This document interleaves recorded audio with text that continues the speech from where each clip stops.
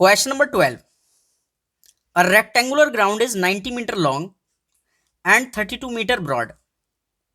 कह रहा है एक रेक्टेंगुलर ग्राउंड है जिसकी लंबाई 90 मीटर है और चौड़ाई 32 मीटर है.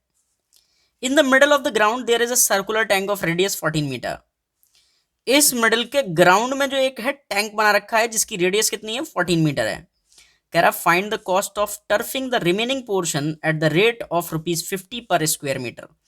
कह रहा है देखो ये ग्राउंड है और बीच में टैंक है, इसके अलावा हमें क्या लगानी है, घास लगानी है इसमें, इस सारे बचे हुए पोर्शन में. तो हमें ये बताना है कि 50 रुपए 1 मीटर के स्क्वायर के हिसाब से सारे रुपए कितने होंगे. इसकी क्या निकालनी है, हमें कॉस्ट निकालनी है. तो देखिए सबसे पहले आप क्या करें, पहले ग्राउंड का एरिया निकाल लो. तो सॉल्यूशन आप सबसे पहले निकालोगे क्या, एरिया ऑफ रेक्टेंगुलर ग्राउंड. वो फॉर्मूला होता है LB और लेंथ कितना है 90 मीटर और ब्रेथ कितनी है 32 मीटर. दोनों की मल्टीप्लाई कर लो तो 32 की 9 से तो आप करेंगे 8 और 28 तो कितना आया 2880 मीटर स्क्वायर मल्टीप्लाई करके. ये क्या है, इस पूरे ग्राउंड का एरिया है. अब क्या निकालें, एरिया इस टैंक का निकालें.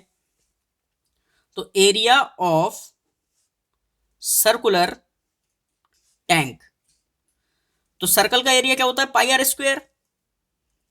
तो वैल्यू पुट कर दो, पाई की वैल्यू कितनी होती है 22/7 और रेडियस दे रखी है टैंक की आपको, देखो रेडियस दे रखी है 14 मीटर. तो यहां रखोगे 14 मीटर इसका स्क्वायर और सॉल्व करोगे तो 22/7 ऐसे ही रह जाएगा और 14 मीटर को आप 2 बार लिखेंगे क्योंकि स्क्वायर है. 7 की टेबल से 2 टाइम्स 14 2 28 और 28 की मल्टीप्लाई करनी है 22 से तो कितना आएगा आपका, आएगा 616. तो हमारा जो टैंक का एरिया है वो कितना आ गया है 616 और मीटर स्क्वायर. तो वही देखो रेक्टेंगुलर ग्राउंड का भी एरिया है और टैंक का भी आ गया है. अब आपको क्या निकालना है, एरिया ऑफ रिमेनिंग पोर्शन. मतलब ये वाला जो देखो पूरा ये रेक्टेंगल का एरिया आ गया, ये टैंक का आ गया, तो बचा हुआ पोर्शन का एरिया निकालना है. क्यों, क्योंकि घास इसी में लगानी है. तो आप क्या करें, आप सबसे पहले क्या करें, यहां निकालें एरिया ऑफ रिमेनिंग पोर्शन.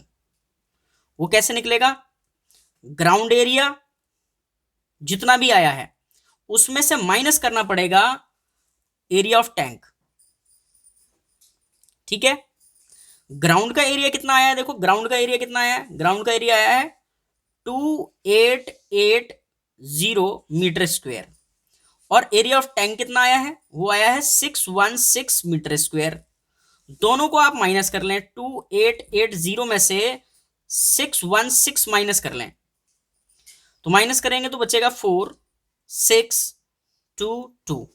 तो हमारा क्या आया है 2264 मीटर स्क्वायर आया है, जहां पर हमें इतने मीटर स्क्वायर में क्या लगानी है, ग्रास लगानी है. तो अब आपको निकालनी है क्या, देखो cost of 1 metre square turfing कितने रुपए देने पड़ेंगे 50 रुपए. तो हमें क्या निकालनी है, कॉस्ट ऑफ कितने metre square 2264 metre square turfing निकालनी है हमें. यानी कि हमें 50 की मल्टीप्लाई कर देनी है किससे 2264 से.